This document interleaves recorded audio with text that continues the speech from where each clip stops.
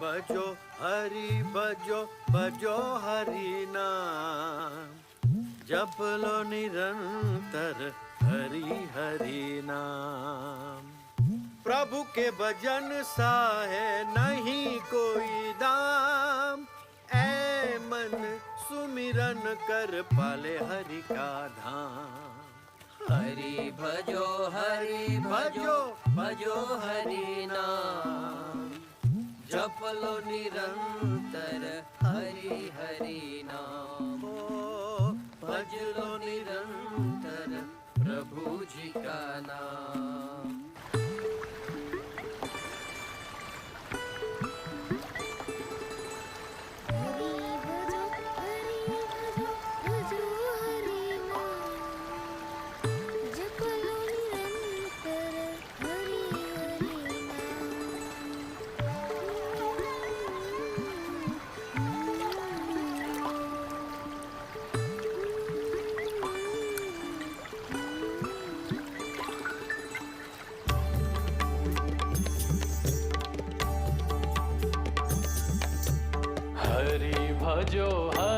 भजो हरि घन श्याम, स्वामी नारायण नीलकंठ नाम। हरि भजो हरि घन श्याम, स्वामी नारायण नीलकंठ नाम।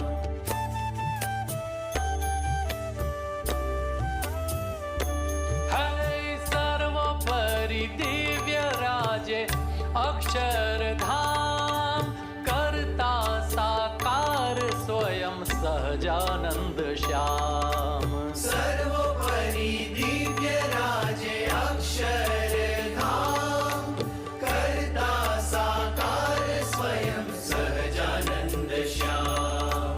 हरि भजो हरि घन श्याम, स्वामी नारायण नीलकंठ नाम। हरि भजो हरि घन श्याम, स्वामी नारायण नीलकंठ नाम।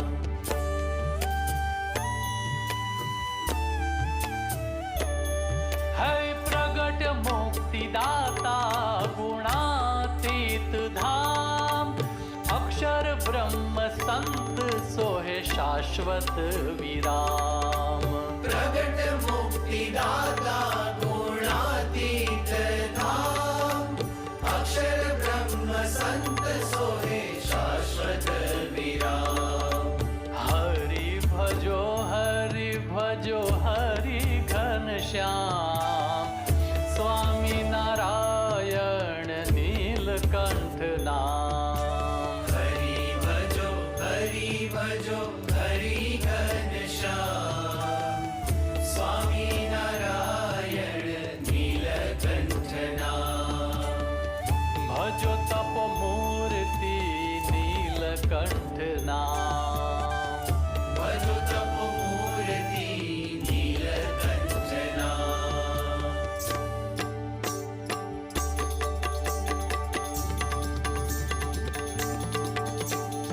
स्वामी नारायण अक्षरधाम, भजो तप मूर्ति नीलकंठ नाम। स्वामी नारायण अक्षरधाम, भजो तप मूर्ति नीलकंठ नाम। स्वामी नारायण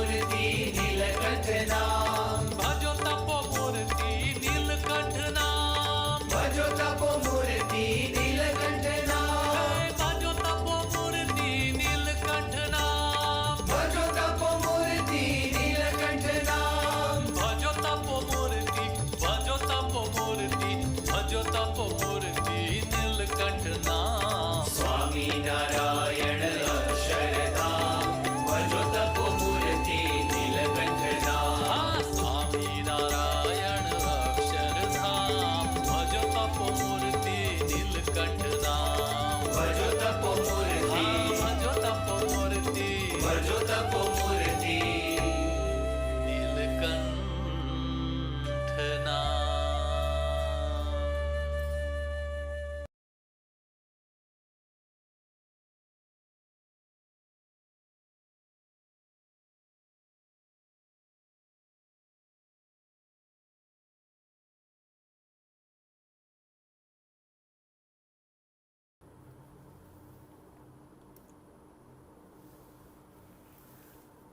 ओम श्री गंगाई नाथाय नमः। जय श्री गुरुदेव, जय श्री दादा गुरुदेव।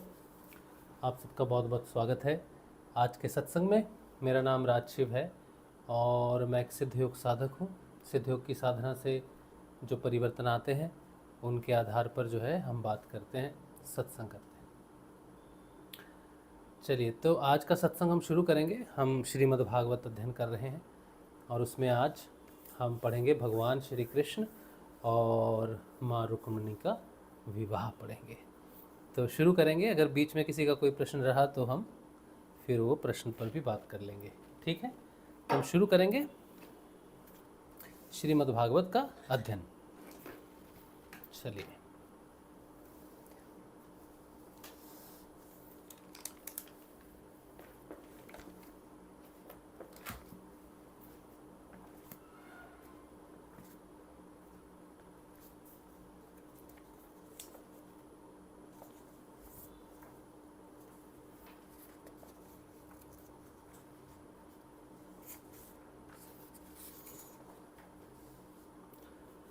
तो आज हम चलिए तो जय श्री सुखसुधा सागर, जय श्री गुरुदेव, जय श्रीमद् भागवत। आप सबको भी नमस्कार है। हम स्वयं को भी नमस्कार करते हैं कि हम आप सबको जो है श्रीमद् भागवत का अमृतपान करने का अवसर मिला।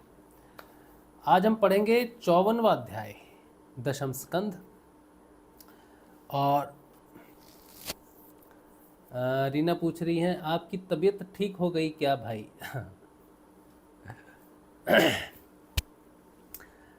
तबीयत अभी ठीक नहीं है पूरी तरह से। और सिस्टम हमारा कुछ ऐसा है कि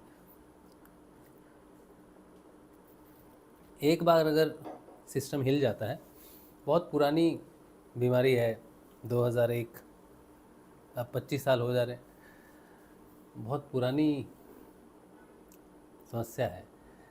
तो शांत रहती है तो शांत रहती है समस्या, लेकिन कई बार बिगड़ जाती है तो फिर समय लगता है थोड़ा सा ठीक होने में। और हमें आज तक समझ नहीं आया कि हमें समस्या क्या है और क्यों जो ये समस्या है ये ठीक नहीं होती है। सिद्ध योग में हमें बहुत बेनिफिट, बहुत सुधार हुआ है, हमारा जीवन बहुत बदला है जीवन। लेकिन अभी तक हम वहाँ नहीं पहुँचे जहाँ पर जाके हम अपने शरीर को समझ सकें। सिद्ध योग में हम बहुत चीज़ों पर बात करते हैं। आध्यात्मिक जो वार्तालाप है ये शरीर के ऊपर में ही है। शरीर को जानना ही साधना है, शरीर ही सबसे बड़ा ग्रंथ है और हम जान भी रहे हैं इसको। लेकिन हम अभी तक अपने ये जो भौतिक शरीर है, ये जो हार्ड मास का शरीर है, इसके बारे में हमें कुछ मालूम नहीं चल रहा। प्राण में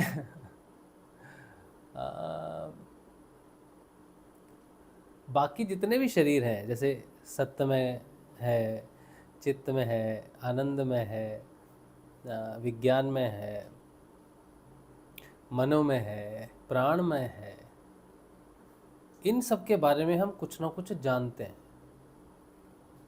कुछ ना कुछ जानते हैं। एकमात्र ये पार्थिव शरीर है, अन्नमय कोश है, जिसके बारे में हम ठेंगा जानते हैं, ठन ठन गोपाल, कुछ नहीं पता हमको पार्थिव शरीर के बारे में। ये जो हार्ड मास है इसके बारे में कुछ नहीं जानते। प्राणमय कोश के बारे में जानते।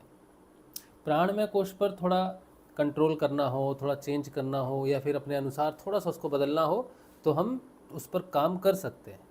मनोमय पर भी काम करते हैं, विज्ञान में पर भी काम करते हैं, आनंद में भी हम, उसमें तो हम काम नहीं कर सकते, उसको भी हम समझ सकते हैं, चित्त को भी समझ रहे हैं, सत्य को तो सत्य की वजह से ही सब कुछ समझा जा रहा है, तो सत्य को समझ रहे हैं। लेकिन सबसे अंतिम ये पार्थिव है, और जब तक वो चेतना का विकास, वो सत्य का विकास इस शरीर में नहीं होता, ये जो शरीर के जो सेल है ना, जो बीमार हो रहे हैं, जब तक वो सत्य इन सेल्स में नहीं आता, तब तक दुनिया मानेगी नहीं, मानना भी नहीं चाहिए, क्योंकि हमें नहीं पता। तो वो सत्य जब तक शरीर के सेल में नहीं उतरता, तब तक कब बीमार है, कब बीमार नहीं है, क्यों बीमार है, कितनी देर बीमार रहेंगे, कुछ नहीं मालूम, कुछ नहीं मालूम। सर्दी हो सकती है, जुकाम हो सकता है, इन्फ्लुएंजा हो सकता है, बीमारी हो सकती है, कोई भी बीमारी हो सकती है। गुरु भगवान की ग्रेस से कुछ ठीक रहे तो वो उनकी कृपा है, लेकिन हम चाहें कि हमें बीमार नहीं होना है, वो बात नहीं है। योगानंद जी एक बार विदेश जा रहे थे तो बीमार हो गए, तब वो पानी के जहाज़ से जा रहे थे, तो जब वो बीमार हो गए तो उनको उल्टी होने लग गई। पानी में जहाज़ जाता है तो थोड़ा सर घूमता है, तो उनको उल्टी हुई, बीमार हो गए। तो योगानंद जी ने ये सोचा कि मैं बीमार कैसे हो गया, मेरी इच्छा के बिना मैं बीमार कैसे हो गया, मैं बीमार नहीं होऊंगा। और उसके बाद योगानंद जी कभी बीमार नहीं पड़े, अपने शरीर को जानते थे, एक एक अंग को जानते थे। वो शरीर नहीं थे, वो शरीर को जानने वाले थे। लेकिन हमारे केस में हम जो छोटे मोटे साधक हैं, अभी जो बात करते हैं, सत्संग करते हैं, ये अभी कुछ भी नहीं जानते, हम शरीर ही हैं। योगानंद जी अगर कहें तो योगानंद जी शरीर नहीं है, योगानंद जी वो है जिससे शरीर चलता है, लेकिन हम शरीर हैं। हम किससे चल रहे हैं, जो वो सत्य है, हम वो सत्य नहीं है। हमारा पलड़ा अभी सत्य के रूप में भारी नहीं हुआ है, शरीर के रूप में ही भारी है। और शरीर का पलड़ा तब भारी होगा, या हम शरीर से चेतना में तब प्रवेश करेंगे।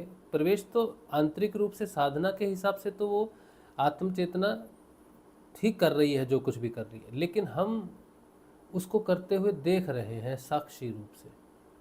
द्वैतवाद है अभी, वो ईश्वर है और हम मनुष्य हैं, जीव हैं। और इसका बहुत बड़ा कारण हमें मालूम भी है, इस चीज़ का हमें मालूम भी है कि कोई चमत्कार नहीं हो जाएगा कि अचानक हम आत्म चेतना शरीर में आ जाएगी, शरीर स्वस्थ हो जाएगा। कोई चमत्कार होने वाला नहीं, क्योंकि मुझे मालूम है कि समय है। अभी हम चेतना है, हम अपने शरीर को अपने अनुसार चला सकें, उसमें अभी समय है। क्योंकि मन की एक स्थिति है, जब तक हम मन को उतने हद तक कंट्रोल नहीं कर लेते, तब तक मन प्राण को प्रभावित नहीं कर सकता, या प्राण और मन एक साथ नहीं चल सकते। और जब तक मन और प्राण हमारे कंट्रोल में नहीं होते, तब तक शरीर कंट्रोल में आने की बात हम सोच भी नहीं सकते। तो जब तक मन पर 1% है, समझो 100% है ना मन, तो उसमें जब तक 90% हमारा कंट्रोल नहीं होता, वैसे ये भी ऐसी भी नहीं बोलना चाहिए 90%, पूरा 100% होना चाहिए मेरे ख्याल से। पूरा 100% जब मन हमारी मुट्ठी में आ जाएगा, तब हमारा प्राण पूर्ण रूप से शुद्ध हो जाएगा। और प्राण जब शुद्ध हो जाएगा तो प्राण की जानकारी हो जाएगी, फिर हम प्राण को जहाँ चाहे शरीर में, जैसे चाहे नीचे से ऊपर, यहाँ जहाँ चाहे लेके जा सकते हैं। लेकिन अभी तो प्राण अपने आप ही कभी सिर में जा रहा है, सिर दर्द हो रहा है, आँख में जा रहा है, आँख दर्द हो रहा है, पीठ में जा रहा है, पीठ दर्द हो रहा है, कंधा दर्द हो रहा है, वो जिधर जा रहा है दर्द हो रहा है, ब्लॉकेज। आसक्ति आसक्ति जहाँ जहाँ है वहाँ प्राण को फ्लो करने में दिक्कत होता है। तो ये है। और हमें पता है कि 100% मन को कंट्रोल होने में अभी बहुत समय है, वर्षों लगेंगे, अभी वर्षों।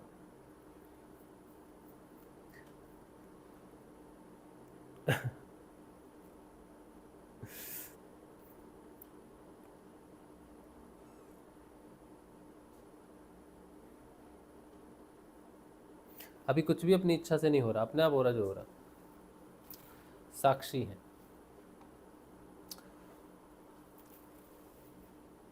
हम ये जो बात आपने प्रश्न आपने पूछा है ना, एक्चुअल में आप समझ नहीं पा रहे कि आपने प्रश्न नहीं पूछा है,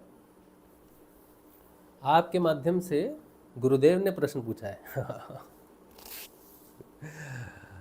देखो मैंने कितनी अजीब बात कही है। सुनने वाले कहेंगे राशिद क्या बोल रहा है, गुरुदेव ने प्रश्न पूछा है। ये सही बात है, बिल्कुल सही बात है। ये जो प्रश्न रीना जी ने पूछा है ना, ये रीना ने नहीं पूछा है, एक्चुअल में ये गुरुदेव ने पूछा है मुझसे। इसका कारण है, इसका कारण ये है कि अभी सत्संग शुरू होने से पहले मैं कभी गुरुदेव से प्रश्न नहीं पूछता, लेकिन अभी 9:45 पर 9:45 पर मैंने गुरुदेव से एक प्रश्न पूछा। मैंने गुरुदेव से पूछा, गुरुदेव मेरा जो शरीर है, ये जो बीमारी है,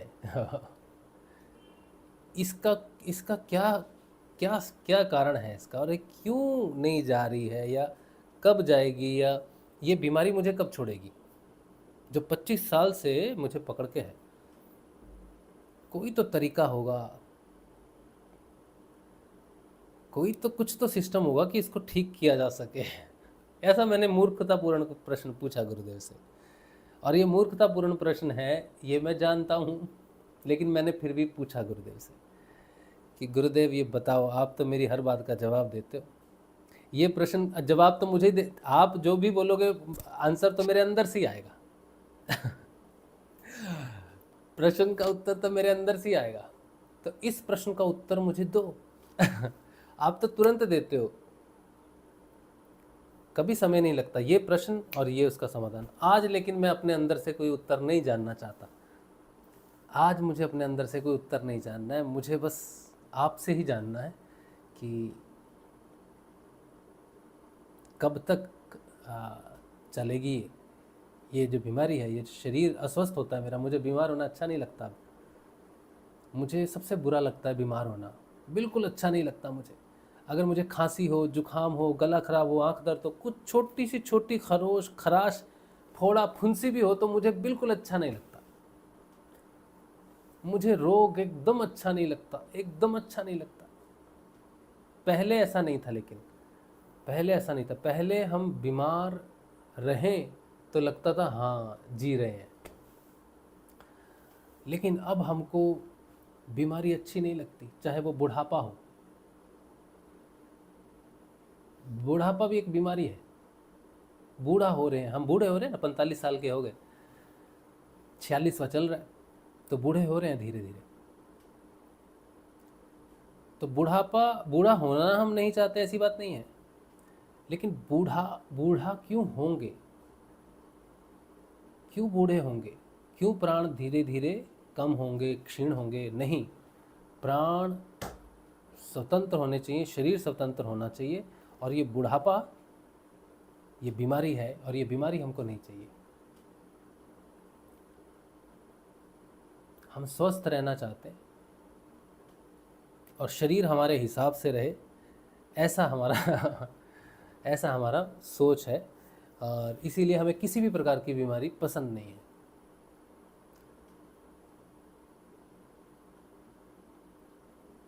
तो ये बात हम आज गुरुदेव से पूछ रहे थे कि गुरुदेव आज हम अपने अंदर से कोई जवाब नहीं देंगे, अपने आप को कोई सहन तसल्ली नहीं देंगे, आप हमको बताओ बस।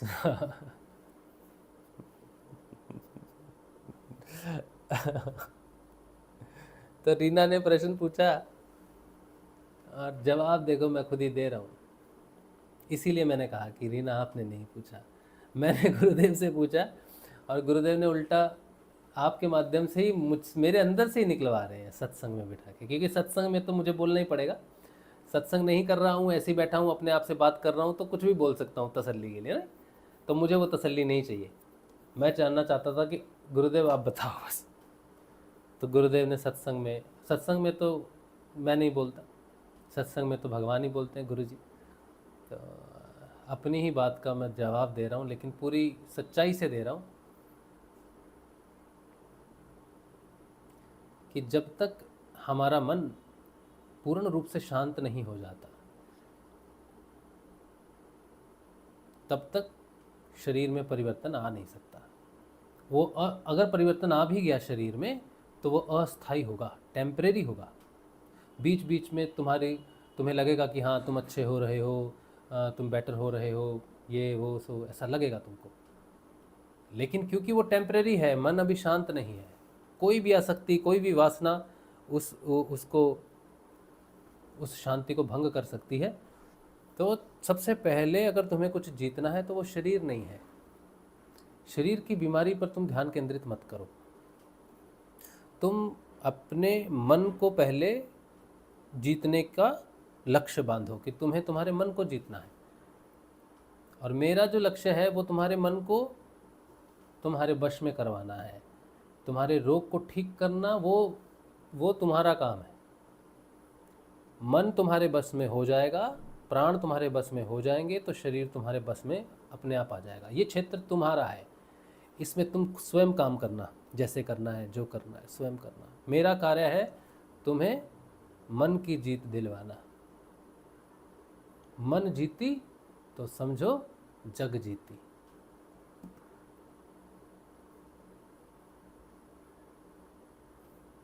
तो मेरे प्रश्न का ही गुरु जी मुझे ही जवाब दे रहे हैं कि बेटा अभी समय है।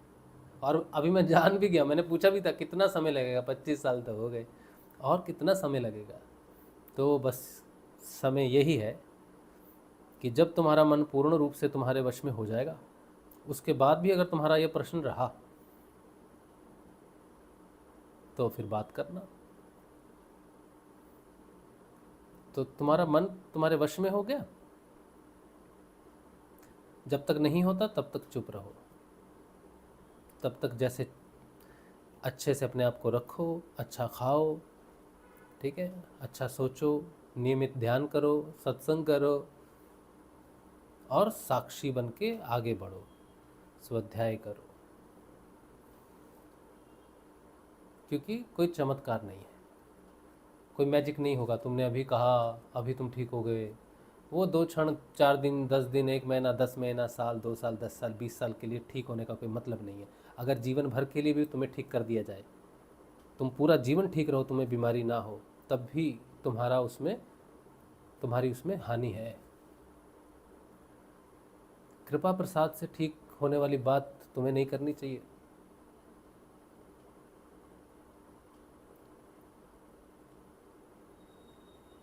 तुम्हें बात करनी चाहिए पूर्ण स्वतंत्रता की। और तुम सेटिस्फाई कैसे हो सकते हो? तुम शरीर से रोग मुक्त हो गए, लेकिन तुम पूर्ण रूप से आत्म चेतना में नहीं पहुंचे, उससे पहले तुम रोग मुक्त होके बैठे हो और तुम तो ढीले हो जाओगे। तो पहले तुम वो काम करो कि शरीर को स्वयं ठीक होना पड़े, उस स्थिति तक पहुंचो। एक स्थिति आएगी जहां पर तुम्हारे शरीर को ठीक होना ही पड़ेगा। अब तुम्हारी वो स्थिति है नहीं अभी, और तुम ठीक होना चाहते हो। तो अगर तुम ठीक हो गए तो तुम्हें वो फोर्स कहां से मिलेगी जो तुम्हें वहां पहुंचाए जहां पहुंचकर वो काम होना है? उससे पहले तुम्हें काम कर लिया तो वहां पहुंचने की जो फोर्स है कहां है? कितना समय लग जाएगा?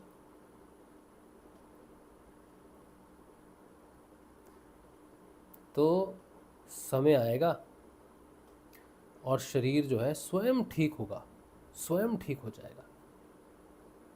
तुम पहुंचो तो सही, पहुंचो तो सही। गुरु जी ने ये बात अपने उसमें भी कही है, प्रवचन में भी कही है कि समाधि लगने से पहले शर्त है पूर्ण रोग मुक्ति। तो तुम समाधि तक विकसित होने का प्रयास करो। रोग मुक्ति का प्रयास क्यों कर रहे हो? रोग मुक्ति तो साइड वर्क है, मुख्य वर्क तो समाधिस्थ होना है।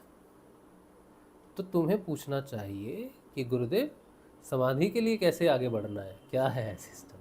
तुम उल्टा प्रश्न पूछ रहे हो।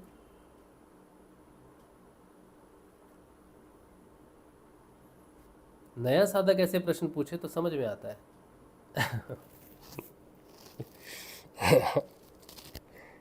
अब तो मुझे शर्म आ रही है। अब तो गुरुदेव मुझे शर्म आ रही है बोलते समय।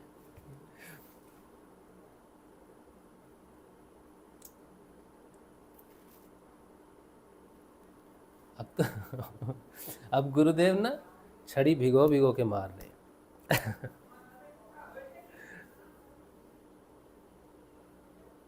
कि देखो प्रश्न पूछना, हम रान सिंह प्रश्न पूछता है ना तो हम उससे पूछते हैं कि तुम प्रश्न थोड़ा ठीक प्रश्न पूछा करो। प्रश्न तो प्रश्न होता है, ठीक है, लेकिन अपने हिसाब से तुम ऐसा प्रश्न तो पूछो जो लगे कि एक साधक प्रश्न पूछ रहा है।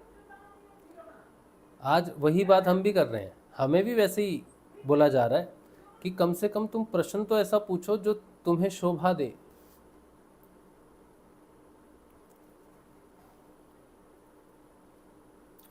कम से कम प्रश्न ऐसा पूछो जो तुम्हें शोभा। सही बात है, लज्जा आ रही है हमको तो।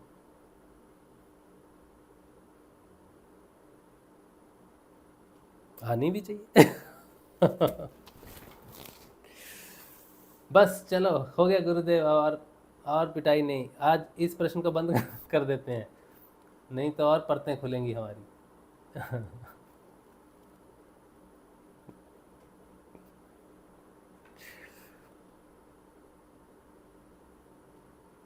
ज़रूरी नहीं है कि मेरे अंदर इस समय जो चल रहा है वो मैं बोलूँगा भी। ज़रूरी नहीं है, अंदर अंदर तो बहुत कुछ समझ में आ रहा है इस समय मुझे, लेकिन हम उसे बोलेंगे नहीं।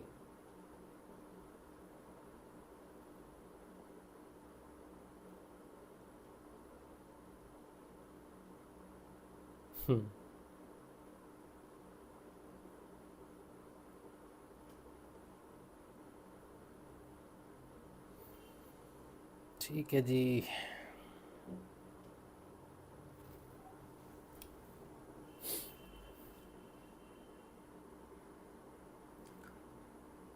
रीना कह रही है समाधिस्थ होने पर सब ठीक हो जाएगा, क्या आपकी तबीयत?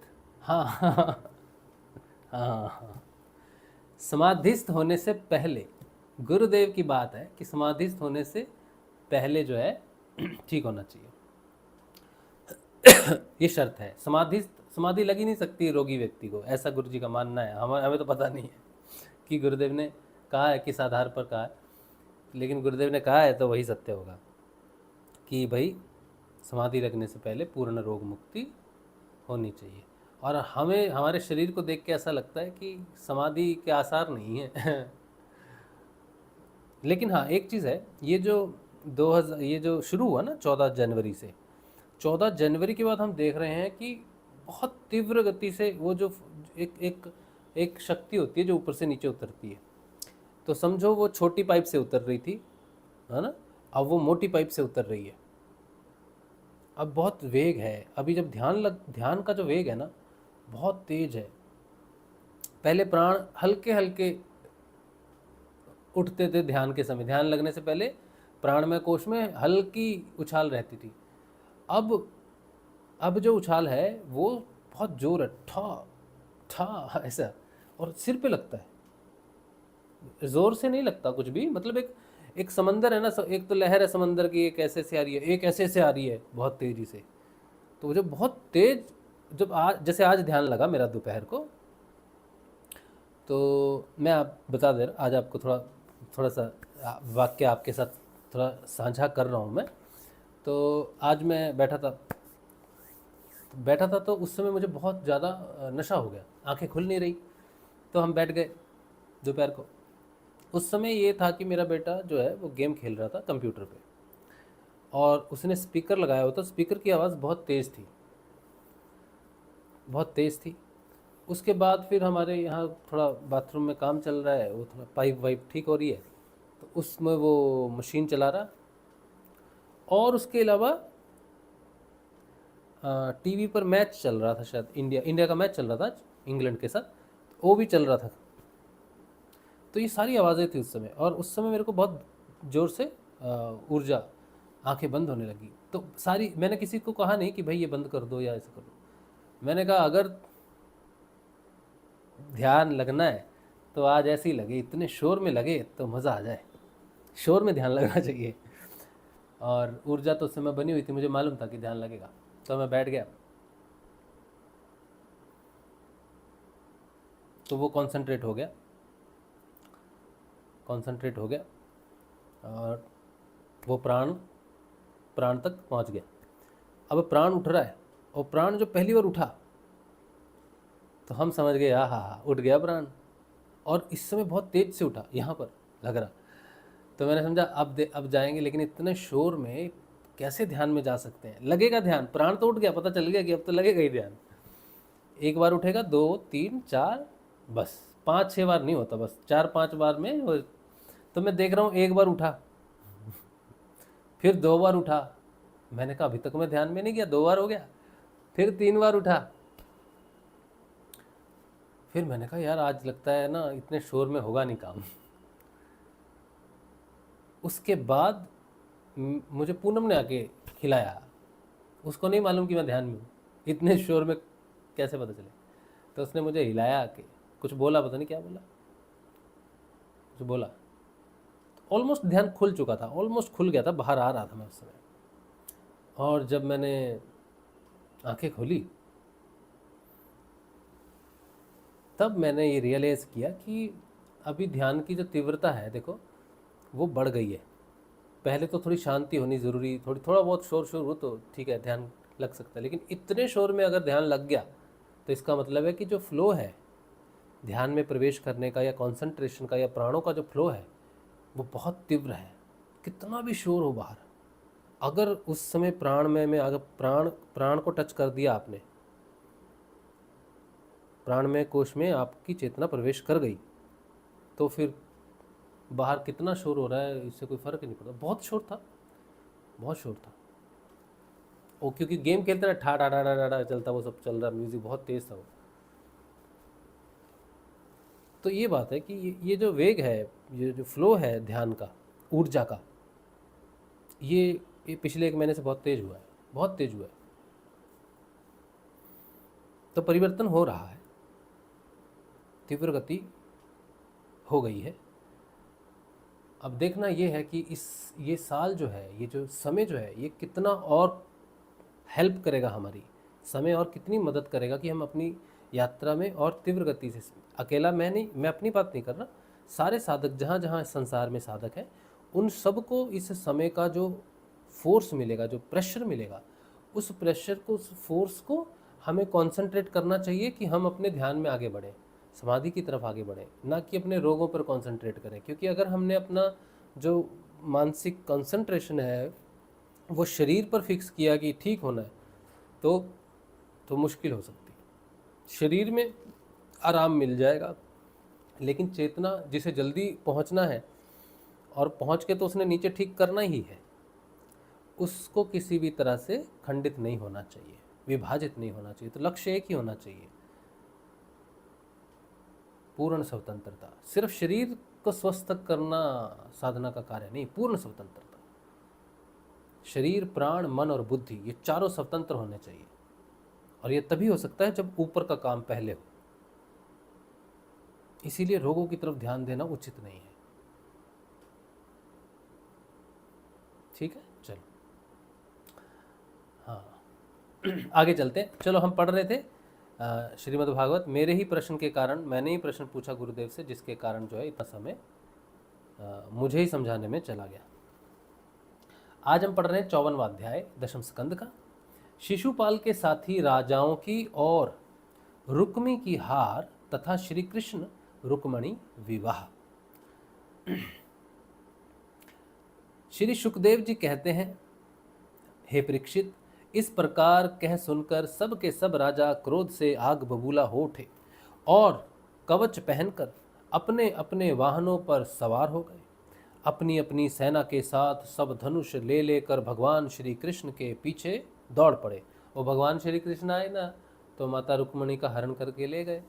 अब ये देख रहे हैं क्या हो रहा है तो अब ये भाग रहे हैं भगवान के पीछे कि ये क्या किया। हे राजन, जब यदुवंशियों के सेनापतियों ने देखा कि शत्रु दल हम पर चढ़ आ रहा है, तब उन्होंने भी अपने अपने धनुष का टंकार किया और घूमकर उनके सामने डट गए। जरासंध की सेना के लोग, कोई घोड़े पर है, कोई हाथी पर है, कोई रथ पर चढ़ा हुआ है, वे सभी के सभी जो है धनुर्वेद के बड़े मर्मज्ञ हैं, मतलब बड़े बड़े धनुर्धर हैं, बड़े बड़े। वे यदुवंशियों पर इस प्रकार बाणों की वर्षा करने लगे मानो दल के दल बादल पहाड़ों पर मूसलाधार पानी बरसा रहे हों। परम सुंदरी रुक्मणी जी ने देखा कि उनके पति श्री कृष्ण की सेना बाण वर्षा से ढक गई है। तब उन्होंने लज्जा के साथ भयभीत नेत्रों से भगवान श्री कृष्ण की मुख की ओर देखा। भगवान ने हंसकर कहा, सुंदरी डरो मत। भगवान ने कहा हंसकर, सुंदरी डरो मत, तुम्हारी सेना अभी तुम्हारे शत्रुओं की सेना को नष्ट किए डालती है। तुम्हारी सेना अभी तुम्हारे शत्रुओं की सेना को नष्ट किए डालती है। इधर गद और संकर्षण आदि यदुवंशी वीर अपने शत्रुओं का पराक्रम और अधिक ना सह सके। वे अपने बाणों से शत्रुओं के हाथी, घोड़े तथा रथों को छिन्न भिन्न करने लगे। उनके बाणों से रथ, घोड़े और हाथियों पर बैठे विपक्षी वीरों के कुंडल, किरीट और पगड़ियों से सुशोभित करोड़ों सिर, खंग, गदा और धनुष युक्त हाथ पहुंचे। जांघें और पैर कट कट कर पृथ्वी पर गिरने लगे। उनके बाणों से रथ, घोड़े और हाथियों पर बैठे विपक्षी वीरों के कुंडल, किरीट और पगड़ियों से सुशोभित करोड़ों सिर, खंग, गदा और धनुष युक्त हाथ पहुंचे। जांघें, पैर और कट कट कर पृथ्वी पर गिरने लगे। इसी प्रकार घोड़े, खच्चर, हाथी, ऊंट, गधे और मनुष्यों के सिर भी कट कट कर रणभूमि में लौटने लगे। अंत में विजय की सच्ची आकांक्षा वाले यदुवंशियों ने शत्रुओं की सेना तहस नहस कर डाली। जरासंध आदि सभी राजा युद्ध से पीठ दिखाकर भाग खड़े हुए। उधर शिशुपाल अपनी भावी पत्नी के छिन जाने के कारण मरनासन्न सा हो रहा था। ना तो उसके हृदय में उत्साह रह गया था और ना तो शरीर पर कांति, उसका मुंह सूख रहा था। उसके पास जाकर जरासंध कहने लगा, शिशुपाल जी, आप तो एक श्रेष्ठ पुरुष हैं, यह उदासी छोड़ दीजिए, क्योंकि राजन, कोई भी बात सर्वदा अपने मन के अनुकूल ही हो या प्रतिकूल ही हो, इस संबंध में कुछ स्थिरता किसी भी प्राणी के जीवन में नहीं दिख पड़ती है। जैसे कठपुतली बाजीगर की इच्छा के अनुसार नाचती है, वैसे ही यह जीव भी भगवत इच्छा के अधीन रहकर सुख और दुख के संबंध में यथाशक्ति चेष्टा करता रहता है। अरे कमाल है भाई। जरासंध कह रहा है, जरासंध शिशुपाल को ज्ञान दे रहा है। कमाल है ना, क्या कह रहे हैं, कमाल है भाई जरासंध, ये बात कर दी आपने, हैं, ये तो बहुत अच्छी बात कर दी आपने। जरासंध शिशुपाल जो बेचारा मायूस हो गया है, क्योंकि रुक्मणी जी को श्री कृष्ण हर कर ले गए हैं, तो बड़ा उदास हो गया है बेचारा।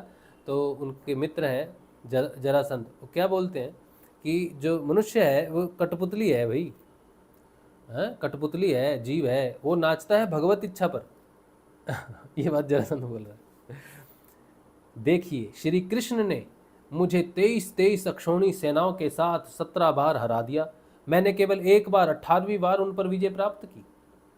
फिर भी इस बात को लेकर मैं न तो कभी शोक करता हूँ और ना तो कभी हर्ष, क्योंकि मैं जानता हूँ कि प्रारब्ध के अनुसार काल भगवान ही इस चराचर जगत को झकझोरते रहते हैं। इसमें संदेह नहीं कि हम लोग बड़े बड़े वीर सेनापतियों के भी नायक हैं। फिर भी इस समय श्री कृष्ण के द्वारा सुरक्षित यदुवंशियों की थोड़ी सी सेना ने हमें हरा दिया। इस बार हमारे शत्रुओं की ही जीत हुई। क्योंकि काल उन्हीं के अनुकूल था। जरासंध काल को ईश्वर मानता है, देख लो। जब काल हमारे दाहिने होगा तब हम भी उन्हें जीत लेंगे। हे परीक्षित, जब मित्रों ने इस प्रकार समझाया तब चेदीराज शिशुपाल अपने अनुयायियों के साथ अपनी राजधानी को लौट गया और उसके मित्र राजा भी जो मरने से बचे थे अपने अपने नगरों को चले गए। रुक्मणी जी का बड़ा भाई रुक्मी भगवान श्री कृष्ण से बहुत द्वेष रखता था। उसको यह बात बिल्कुल सहन न हुई कि मेरी बहन का श्री कृष्ण हर कर ले गए हैं और राक्षस रीति से बलपूर्वक उसके साथ विवाह करे। रकमी बलि तो था ही, उसने एक अक्षौहिणी सेना साथ ली और श्री कृष्ण का पीछा किया। रकमी जो है ये माता रुक्मणी के 3 भाई हैं, उसमें से सबसे बड़ा भाई है रुक्मी। और रुक्मी एकमात्र ऐसा है इनके परिवार में जो भगवान श्री कृष्ण से द्वेष करता है, क्योंकि उसका मित्र शिशुपाल है। तो उसको ये सहन नहीं हुआ कि मेरी बहन रुक्मणी का बलपूर्वक हरण किया गया और राक्षस विधि से मेरी बहन के साथ विवाह किया जाएगा। तो रुक्मी क्या करता है, बहुत बली है, तो एक अक्षौहिणी सेना लेके भगवान के पीछे पीछे अभी जा रहा है। महाबाहु रुक्मी क्रोध के मारे जल रहा था। उसने कवच पहनकर और धनुष धारण करके समस्त नरपतियों के सामने यह प्रतिज्ञा की।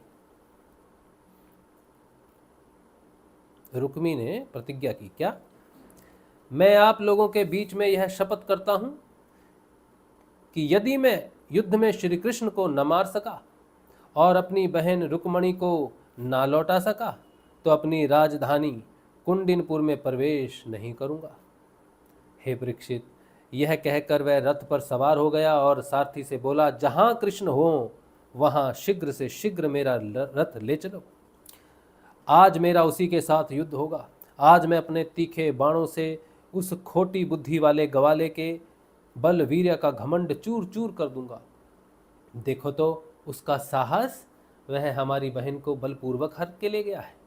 हे परीक्षित, रुक्मी की बुद्धि बिगड़ गई थी। वह भगवान के तेज प्रभाव को बिल्कुल नहीं जानता था। इसी से इस प्रकार बहक बहक कर बातें करता हुआ वह एक ही रथ से श्री कृष्ण के पास पहुंचकर ललकारने लगा, खड़ा रहे, खड़ा रहे। उसने अपने धनुष को बलपूर्वक खींचकर भगवान श्री कृष्ण को 3 बाण मारे और कहा, एक क्षण मेरे सामने ठहर। यदुवंशियों के कुल कलंक जैसे कोआ होम की सामग्री चुराकर उड़ जाए, वैसे ही तू मेरी बहन को चुराकर कहाँ भागा जा रहा है? अरे मंद, तू बड़ा मायावी और कपट युद्ध में कुशल है। आज मैं तेरा सारा गर्व खर्व किए डालता हूँ। देख, जब तक मेरे बाण तुझे धरती पर सुला नहीं देते, उसके पहले ही इस बच्ची को छोड़कर भाग जा। रुक्मी की बात सुनकर भगवान श्री कृष्ण मुस्कुराने लगे। उन्होंने उसका धनुष काट डाला और उस पर 6 बाण छोड़े। साथ ही भगवान श्री कृष्ण ने 8 बाण उसके 4 घोड़ों पर और 2 सारथी पर छोड़े और 3 बाणों से उसके रथ की ध्वजा को काट डाला। तब रुक्मी ने दूसरा धनुष उठाया और भगवान श्री कृष्ण को 5 बाण मारे। उन बाणों के लगने पर उन्होंने उसका वह धनुष भी काट डाला। रुक्मी ने इसके बाद एक और धनुष लिया, परंतु हाथ में लेते ही लेते अविनाशी अच्युत ने उसे भी काट डाला। इस प्रकार रुक्मी ने पारिग, पट्टिश, शूल, ढाल, तलवार, शक्ति और तोमर जितने अस्त्र शस्त्र उठाए उन सभी को भगवान ने प्रहार करने के पहले ही काट डाला। अब रुक्मी क्रोधवश हाथ में तलवार लेकर भगवान श्री कृष्ण को मार डालने की इच्छा से रथ से कूद पड़ा और इस प्रकार उनकी ओर झपटा जैसे पतिंगा आग की ओर लपकता है। जब भगवान ने देखा कि रुक्मी मुझ पर चोट करना चाहता है, तब उन्होंने अपने बाणों से उसकी ढाल तलवार को तिल तिल करके काट दिया और उसको मार डालने के लिए हाथ में तीखी तलवार निकाल ली। जब रुक्मणी जी ने देखा कि ये तो हमारे भाई को अब मार ही डालना चाहते हैं, तब वे भय से विह्वल हो गईं और अपने प्रियतम पति भगवान श्री कृष्ण के चरणों पर गिरकर करुण स्वर में बोली, माँ बोली, देवताओं के भी आराध्य देव जगतपते आप योगेश्वर हैं। आपके स्वरूप और इच्छाओं को कोई जान नहीं सकता। आप परम बलवान हैं, परंतु कल्याण स्वरूप भी तो हैं। प्रभु, मेरे भैया को मारना आपके योग्य काम नहीं है। श्री सुखदेव जी कहते हैं, रुक्मणी जी का एक एक अंग भय के मारे थर थर काँप रहा था। शोक की प्रबलता से मुंह सूख गया था, गला रुंध गया था। आतुरतावश सोने का हार गले से गिर पड़ा था और इसी अवस्था में वे भगवान के चरण कमल पकड़े हुए थी। परम दयालु भगवान उन्हें भयभीत देखकर करुणा से द्रवित हो गए। उन्होंने रुक्मी को मार डालने का विचार छोड़ दिया। फिर भी रुक्मी उनके अनिष्ट की चेष्टा से विमुख ना हुआ। तब भगवान श्री कृष्ण ने उसको उसी के दुपट्टे से बांध दिया और उसकी दाढ़ी, मूछ तथा केश कई जगह से मूंडकर उसे कुरूप बना दिया। तब तक यदुवंशी वीरों ने शत्रु की अद्भुत सेना को तहस नहस कर डाला, ठीक वैसे ही जैसे हाथी कमल वन को रौंद डालता है। फिर वे लोग उधर से लौटकर श्री कृष्ण के पास आए तो देखा कि रुक्मी दुपट्टे से बंधा हुआ अधमरी अवस्था में पड़ा हुआ है। उसे देखकर सर्वशक्तिमान भगवान बलराम जी को बड़ी दया आई और उन्होंने उसके बंधन खोलकर उसे छोड़ दिया तथा श्री कृष्ण से कहा, हे श्री कृष्ण, तुमने यह अच्छा नहीं किया। यह निंदित कार्य हम लोगों के योग्य नहीं है। भगवान ने क्या किया कि उसकी दाढ़ी मूछ जगह जगह से काट के गंजा वंजा कर दिया होगा बीच बीच से, ताकि उसका अपमान हो जाए तो वो भाग जाए, क्योंकि वीरों के लिए तो भाई अपमान ही मृत्यु होता है। तो बलराम जी ने देखा तो बलराम जी ने छोड़ा दिया उसको, रुक्मी को। तो भगवान श्री कृष्ण से बोले कि हे कृष्ण, आपने ये ठीक नहीं किया, उसका ऐसा अपमान कर कर आपने ठीक नहीं किया, और ये हमारे लायक नहीं है कि हम ऐसा कुछ करें किसी के साथ। आपने संबंधी की दाढ़ी मूछ मूंड कर उसे कुरूप कर देना, यह तो एक प्रकार का वध ही है। इसके बाद बलराम जी ने रुक्मणी को संबोधन करके कहा, साध्वी, तुम्हारे भाई का रूप विकृत कर दिया गया है। यह सोचकर हम लोगों से बुरा न मानना, क्योंकि जीव को सुख दुख देने वाला कोई दूसरा नहीं है, उसे तो अपने ही कर्म का फल भोगना पड़ता है। अब श्री कृष्ण से बोले, हे कृष्ण, यदि अपना सगा संबंधी वध करने योग्य अपराध करे तो भी अपने ही संबंधियों के द्वारा उसका मारा जाना उचित नहीं है, उसे छोड़ देना चाहिए। वह तो अपने अपराध से ही मर चुका है, मरे हुए को फिर क्या मारना। फिर रुक्मणी जी से बोले, हे साध्वी, ब्रह्मा जी ने क्षत्रियों का धर्म ही ऐसा बना दिया है कि सगा भाई भी अपने भाई को मार डालता है, इसलिए यह क्षात्र धर्म अत्यंत घोर है। इसके बाद श्री कृष्ण से बोले, भाई कृष्ण, यह ठीक है कि जो लोग धन के नशे में अंधे हो रहे हैं और अभिमानी हैं, वे राज्य, पृथ्वी, पैसा, स्त्री, मान, तेज अथवा किसी और कारण से अपने बंधुओं का भी तिरस्कार कर दिया करते हैं। अब वे रुक्मणी जी से बोले, हे साध्वी, तुम्हारे भाई बंधु समस्त प्राणियों के प्रति दुर्भाव रखते हैं। हमने उनके मंगल के लिए ही उनके प्रति दंड विधान किया है, उसे तुम अज्ञानियों की भांति अमंगल मान रही हो। यह तुम्हारी बुद्धि की विषमता है। हे देवी, जो लोग भगवान की माया से मोहित होकर देह को ही आत्मा मान बैठते हैं, उन्हीं को ऐसा आत्ममोह होता है कि यह मित्र है, यह शत्रु है और यह उदासीन है। समस्त देहधारियों की आत्मा एक ही है। आहा हा हा हा, आहा अमृत है जी ये तो। वाह जी वाह जी वाह। जय हो बलराम दाऊ भगवान की, जय हो जय हो जय हो जय। आहा आहा आहा। तो ये प्रश्न देखो, आप में से बहुत लोगों ने पूछा है कि आत्मा एक ही कैसे हो सकती है। देखो बलराम जी ने भी कहा है,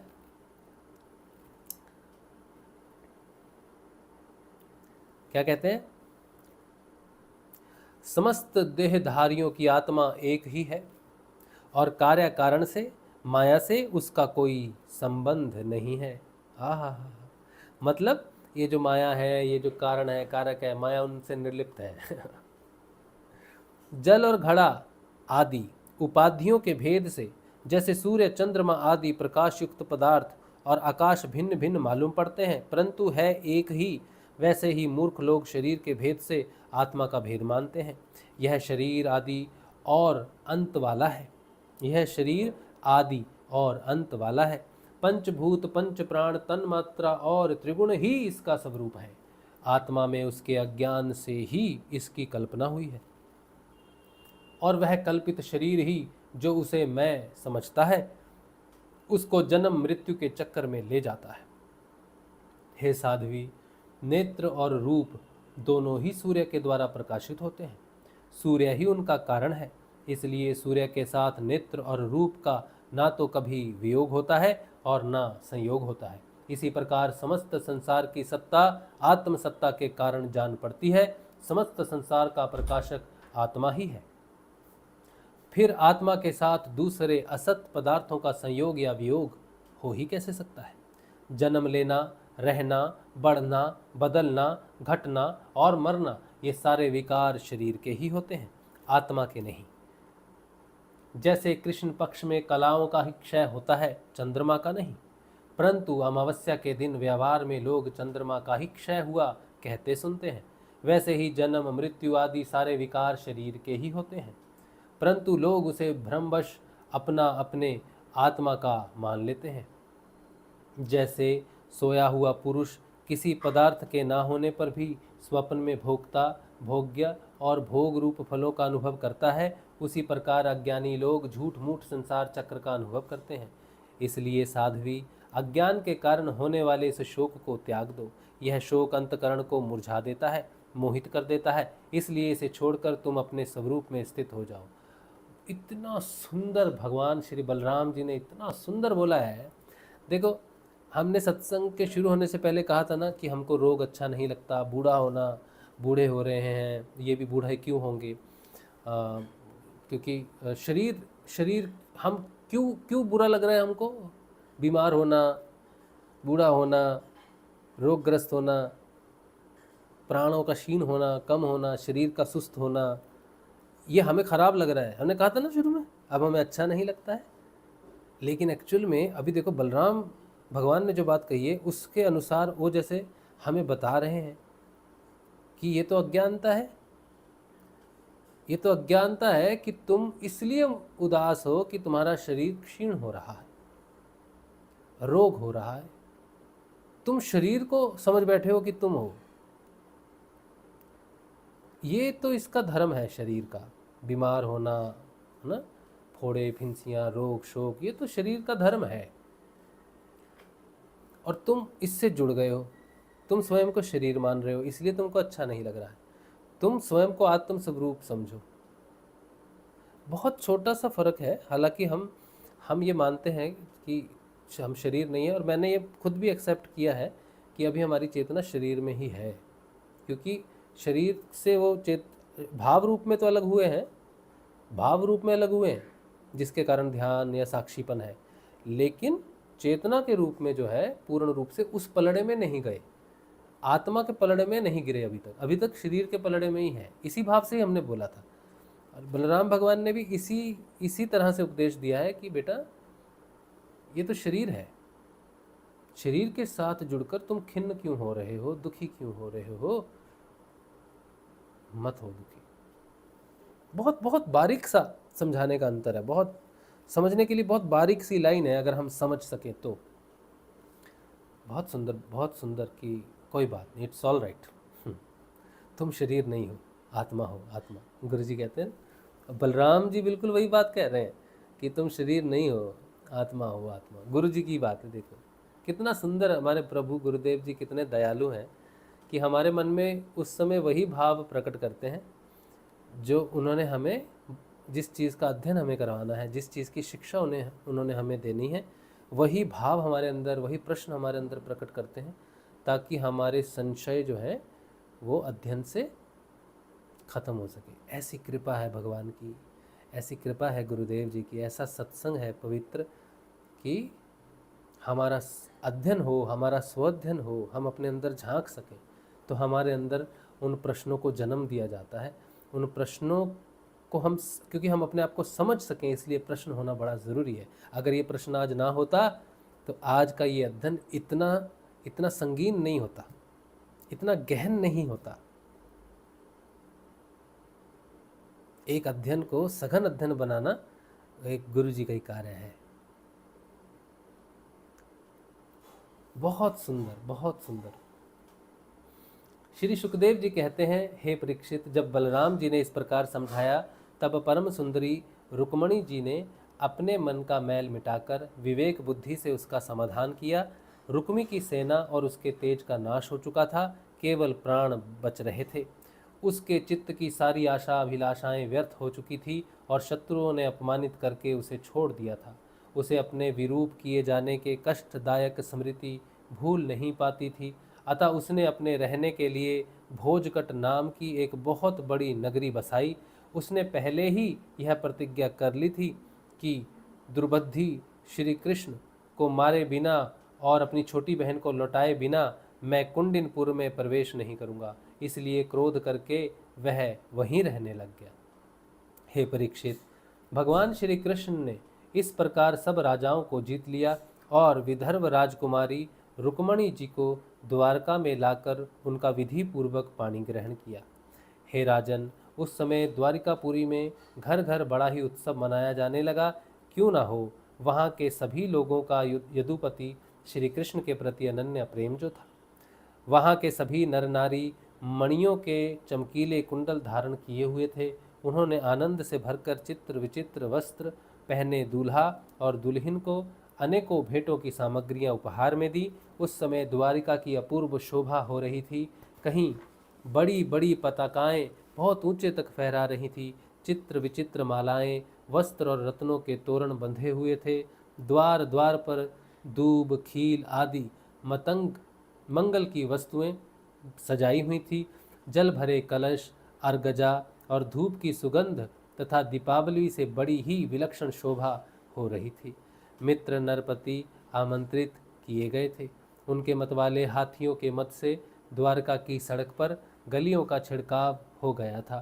प्रत्येक दरवाजे पर केलों के खंबे और सुपारी के पेड़ रोपे हुए बहुत ही भले मालूम होते थे।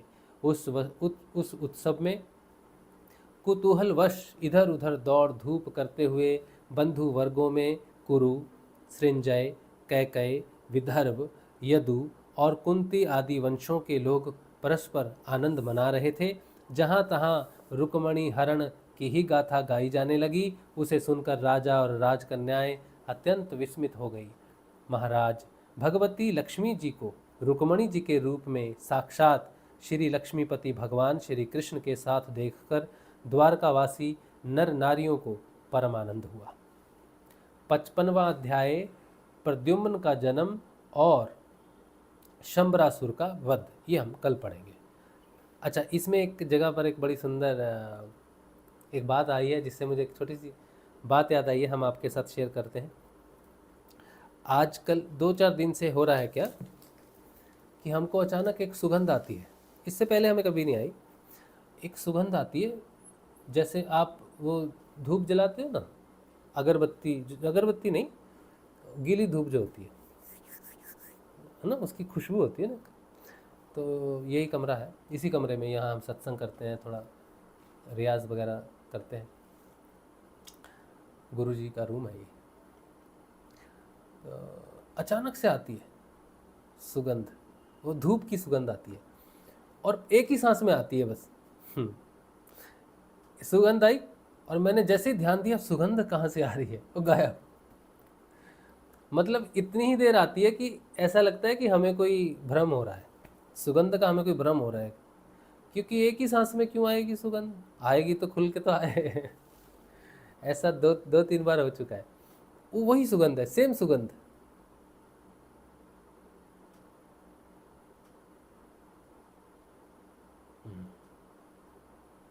वो धूप की तरह है एकदम, चंदन की जो धूप होती है ना, वैसे। तो जैसा मैं आपसे कह रहा हूँ ना कि ये जो समय शुरू हुआ है ना 14 जनवरी से, इसमें वेग है, इसमें परिवर्तन का एक तीव्र वेग है। इसीलिए गुरुजी का नियमित ध्यान कीजिए 2 समय। ऊर्जा बहुत तीव्र है। पहले हमारा दिन में इतना समय तक ध्यान लगना और इतना तीव्र तक लगना ऐसा नहीं होता था। लेकिन अभी ध्यान की तीव्रता बहुत बढ़ गई है। ऊपर से आंखें नहीं खुलती हैं पूरा दिन, पूरा दिन आंखें नहीं खुलती हैं। वेग बढ़ा है। परिवर्तन 2019 में हमने महसूस किया, 2023 में भी थोड़ा था, लेकिन 2025 में बहुत तीव्र है, बहुत तीव्र है, बहुत तीव्र है। इसीलिए नाम जप बढ़ाइए, 2 समय नियमित ध्यान कीजिए। चलिए, रेखा जी कह रही हैं, क्या आपका झुकाव कर्म कांड अध्यात्म की ओर बचपन से ही था? क्या आपको अपना पिछला जन्म दिखता है ध्यान में? पहली बात तो है कि हम बचपन से ही कर्मकांडी बिल्कुल भी नहीं है। कर्मकांड में हमें एकदम विश्वास और श्रद्धा नहीं है। कर्मकांड हमें ऐसे लगता है जैसे किसी बच्चे को उसके पढ़ने की इच्छा के विरोध में ज़बरदस्ती पढ़ाया जाए, पढ़ पढ़ पढ़ तो हमें कर्मकांड बिल्कुल पसंद नहीं है। और हम भगवान शिव को बहुत पूजते थे, प्रेम करते थे भगवान को। कोई विशेष उत्सव होते हैं ना, जैसे सावन होते थे, तो सावन में क्या देखते थे कि लोगों की बड़ी भीड़ होती थी मंदिरों में। तो हम कहते थे भोलेनाथ देखो ना, अभी लोग आपकी तरफ आते हैं, सावन आपको बड़ा पसंद है, प्रिय है, तो मंदिरों में बड़ी भीड़ होती है। तो एक काम करते हैं, सावन में ना आप अपना बिजी रहो सब लोगों के साथ, हाँ, हमें विश्राम दे दो, क्योंकि इतनी भीड़ में हमको अच्छा नहीं लगता। ये सावन है, विशेष है या जो भी है, ये लोगों के लिए छोड़ दो, आप इनको देखो।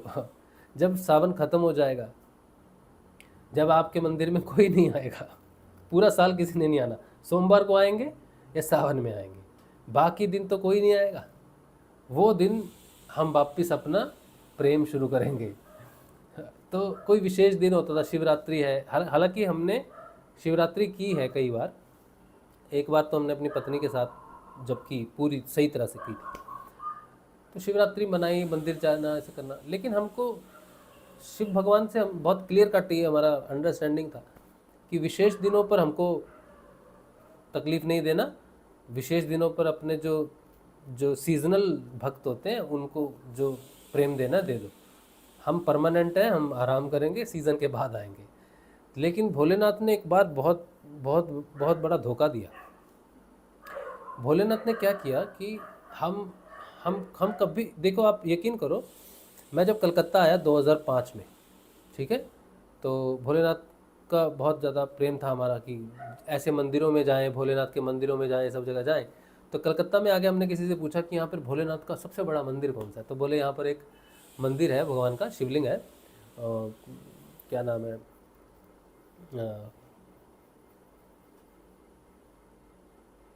क्या नाम है प्रभु, ताड़केश्वर। तो ताड़केश्वर बोल के एक बहुत पुराना, बहुत शक्तिशाली मंदिर है। लोग यहाँ से पैदल जाते हैं, 5-6 किलोमीटर, 7-10 किलोमीटर होगा। हमने किसी से पूछा, तो मैं सिर्फ सोमवार की छुट्टी लेता था, हमें ऑप्शन मिलती थी कि आप किस दिन छुट्टी लेना चाहते हो ऑफिस से। तो मैं कहता था सोमवार छुट्टी दे दो, क्योंकि सोमवार पूरा दिन हम बस शिव शिव शिव शिव शिव शिव शिव शिव, सोमवार को मैं और शिव, और कुछ नहीं चाहिए हमको। तो सोमवार की छुट्टी लेता था मैं। तो मैंने कहा चलो किसी मंदिर जाएंगे, सोमवार की छुट्टी है, कोई मंदिर बताओ। तो कहे यहाँ जाओ मंदिर। तो हम चले गए सोमवार को। अब गए तो रास्ते में एक आदमी मिला, हमारा मित्र था, वो कलकत्ता में नया नया था। तो उसने कहा कहाँ जा रहे हो? मैंने कहा ताड़केश्वर जा रहे हैं जरा। बोला वाह, बहुत बड़े भक्त हो तुम तो शिव के। मैंने कहा इसमें बड़े भक्त होने की क्या बात है, नॉर्म जैसे लोग जाते हैं जाएंगे, बस कुछ तो लेके भी नहीं जा रहे हम तो, कोई भगवान के लिए कोई फूल पत्ते बेल पत्ते कुछ भी नहीं, तो जा रहे हैं बस ऐसे ही मुंह उठा के। तो मैंने उसकी बात समझी नहीं, कि मैंने बस वैसे ही हाँ में हाँ मिलाया। मैंने कहा बस भोलेनाथ से प्रेम है हमको। तो बोला यार वाह कमाल है, जाओ जाओ। तो मैं गया, ट्रेन पूरी खाली, ट्रेन खाली है, कोई भीड़ नहीं है, कुछ भी नहीं है। और भगवान की माया ऐसी देखो कि हमें रास्ते में ऐसा कोई व्यक्ति नहीं मिला जिसे देखकर हमें संदेह हो कि क्या है क्या हो रहा है, कोई नहीं मिला हमको रास्ते में। तो ट्रेन खाली। और जैसे हम पहुंचे ताड़केश्वर लोकल ट्रेन से, क्या देखते हैं कि सारी तरफ वो जो होते ना कावड़ियों की भीड़ है, लंबी लाइन है। हमने किसी से पूछा, मैंने कहा भाई कमाल है यार, कलकत्ता के लोग सोमवार को सज धज के आते हैं, कावड़ियाँ लेके आते हैं, पहन के आते हैं। इतना हर सोमवार को भगवान को बड़ा बहुत बड़ा मंदिर होगा, इसीलिए इतने लोग आते हैं सोमवार को। हमें बुद्धि हमारी नहीं चली। तो हमने वहाँ किसी से पूछा, तो मैंने कहा भाई कुछ खास विशेष है क्या आज ये मंदिर, ऐसा कुछ? बोल रहे भाई आज सावन का पहला सोमवार है। हमने कहा अच्छा, दिन तो बड़ा अच्छा है। और मुझे मालूम नहीं है, देख लो। तो हम लगे वहीं पर, पानी वानी भरा, लिया सब। अब है तो सोमवार है तो पहुंच गए। हमें तो पता नहीं है कोई तैयारी है क्या करना है। तो लेके हम गए, और इतनी भीड़ है, और इतना बड़ा एक रूम की तरह एक रूम बनाया हुआ है, और लोहे के जंगलों से उसको बांधा हुआ है, और दूर से ही पानी ऐसे फेंकना पड़ता है। दर्शन तो दूर की बात है, दर्शन में छोटा सा शिवलिंग है। एक तो शिवलिंग बड़ा हो तो दिखे भी। अब भोलेनाथ इतने से छोटे से स्वरूप में वहाँ छोटे से शिवलिंग में है, और पानी भी फेंको तो पहुँचे कि नहीं पहुँचे पता नहीं। तो और धक्के अलग से पड़ रहे, चल आगे हो गया। मैंने कहा भाई देखने तो दे। देखने तो दे। तो देखा जरा सा पानी वानी, जो पता नहीं पहुँचा कि नहीं पहुँचा। उसके बाद हमें जाना है घर वापस। तो ट्रेन के ऊपर भी लोग, साइडों में भी लोग, अंदर तो हैं ही। हम गए बस स्टेशन, बोले यहाँ से कोई बस नहीं जाती कलकत्ते, कोई बस स्टैंड ही नहीं है, ये तो गांव है, ये तो सिर्फ ट्रेन आती है। हम फिर आए ट्रेन में, फिर हिम्मत की कि अच्छा चढ़ जाए दूसरी ट्रेन में, फिर नहीं चढ़ पाए। फिर गए बस स्टैंड, फिर आए। ऐसा हमने 3 बार किया। फिर हमको भोलेनाथ पर ज़बरदस्त गुस्सा आया। मैंने कहा अपनी डील क्या है, कोई स्पेशल दिन, कोई त्यौहार पर हमको नहीं बुलाना। अब घर कैसे जाऊं? और ऊपर से मेरी जो अवस्था है, मेरी तबीयत है, जो पेट है, इतनी दूर इतनी भीड़ में तुमने कहाँ फंसा दिया मुझे? कैसे पहुंचूंगा मैं घर? और मेरी सेहत तो ख़राब है, तो ख़राब ही रहती है, तो ठीक तो है ही नहीं, तो जाऊंगा भी कैसे? तो क्या किया, फिर एक जीप मिल गई। जीप वाले को कहा, जीप वाला बोला आधे रास्ते तक छोड़ देंगे। फिर वहाँ से एक बस मिली, बस बोली अंदर जगह नहीं है, ऊपर बैठ जाओ, और ये कलकत्ता नहीं जाएगी, ये पूरा गांव वहाँ पता नहीं कहाँ कहाँ घूम घाम के, इसका स्टॉपेज है बस का वहाँ कलकत्ता शाम बाज़ार में, तो वहाँ चली जाएगी। तो इसने जाना वहीं है, लेकिन ये कहीं और की बस है, बस स्टॉप खड़ी होने वहीं जाएगी, उसका मतलब गैरेज वहीं है। ऐसा कुछ था। आप यकीन मानो, दोपहर शाम सूर्य ढल रहा है, हम छत पर बैठे हैं, और रात को हम पहुँचे घर 10:30 बजे। लेकिन इतना अचंभा हुआ कि वो पूरा दिन हमारी तबीयत ऐसी रही कि जैसे हम बीमार ही नहीं हैं। और भोलेनाथ जानते थे कि मैं कभी नहीं जाऊंगा ऐसे विशेष उत्सव पे, ऐसे विशेष, खास करके प्रथम सोमवार पे। मुझे पता है कि कांवड़िए तो मतलब पागल होते हैं, वो तो भगवान के लिए वो तो मतलब क्या कुछ नहीं करते। हम तो ऐसे प्यार नहीं करते भोलेनाथ को, पागलों की तरह प्यार करते हैं। लेकिन हमारा प्रेम अलग है, हमारा प्रेम किसी चीज़ वैसे कुछ पाने छोड़ने का नहीं है। तो भोलेनाथ ने ऐसे किया हमारे साथ, और वो हमारा एक पुण्य, भगवान ने, उस समय तो हम पुण्य पाप में मानते नहीं थे, कुछ समझ नहीं था, लेकिन भगवान ने उस शुभ अवसर पर प्रथम सोमवार में हमारे हाथों से अपनी पूजा करवाई और हमें अच्छा रखा। इस तरह से भोलेनाथ ने बीच बीच में हमारी जानकारी के बिना ही हमें अपने कई ऐसे धामों में लेकर गए, जहाँ पर जाकर हम गुरुदेव तक पहुँचे। एक दिन अचानक हमको ले गए रामेश्वरम।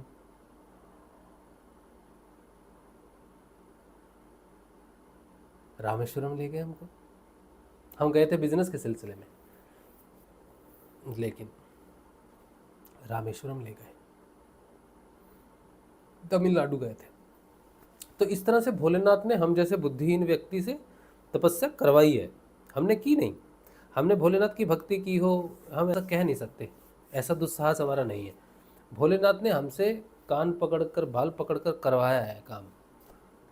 ऐसे हम बुद्धिहीन व्यक्ति हैं। कोई कर्मकांड हमको मालूम नहीं, पसंद नहीं। आज भी हमको कर्मकांड पसंद नहीं है। हमारी पत्नी हमको बोलती है, तुम भेद में बहुत कुछ बोलती है, मतलब वो कहती है कि तुम क्यों नहीं करते पूजा अवसर, ये सजावट, ये सब। लेकिन मुख्य कारण ये है कि जो व्यक्ति बहुत वर्षों से बीमार हो अंदर से, ठीक है, और जिसका हर अनुष्ठान पूरा ही ना होता हो कभी, तो वो इंटरेस्ट खत्म हो जाता है धीरे धीरे। हम तो शुरू से भी वैसे ही थे और बीमारी ने हमको और भी ज़्यादा नास्तिक रूप में, कर्मकांड के रूप में नास्तिक बना दिया हमको। और फिर गुरुदेव जी हमें ऐसे मिले तो गुरुदेव भी वैसे ही मिले कि बेटा कुछ नहीं करना तो कोई अगरबत्ती धूप ज़रूरत नहीं है। हालांकि गुरुदेव को रोज़ अगरबत्ती धूप होती है घर में, दिया जलता है घी, देसी घी का। धूप अगरबत्ती हम नहीं करते, देसी घी का दिया भगवान बाबा को चढ़ता है, बाबा का भोजन है वो, तो बाबा भोजन करते हैं देसी घी के दिए का।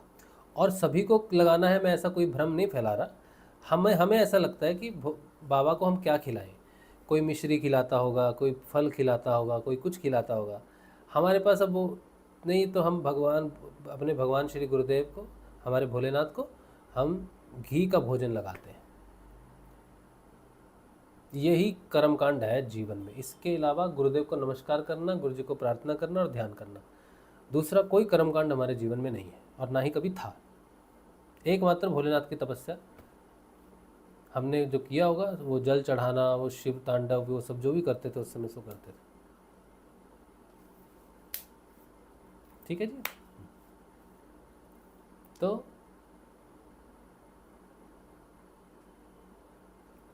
कर्मकांड में हमारा कोई झुकाव नहीं। और पिछला हमें तो अपना ये जन्म आधा याद नहीं है। पिछला जन्म तो बहुत दूर की बात है, हमें तो अपने इस जन्म में हमारी बहुत सारी करतूतें हमें याद ही नहीं, क्या कुछ किया हमने। चलिए ठीक है। तो यही है थोड़ा सा कि हम